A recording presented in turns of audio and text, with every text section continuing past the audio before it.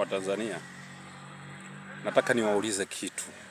Yaani mfano imetokea wananchi wote au raia wote wa Tanzania wakaomba uraia au wakaomba ujirani mwema, yaani wote Tanzania, ukiachana na nafikiri utanielewa, wote wakaomba kuhamia kwa majirani zetu, kwa sababu Watanzania wanahitaji uhuru wa kuongea, wanahitaji haki na sheria ya uchaguzi. Sasa wakaona ngoja tuhamie kwa majirani zetu. Unafikiri serikali itakuwa na action gani?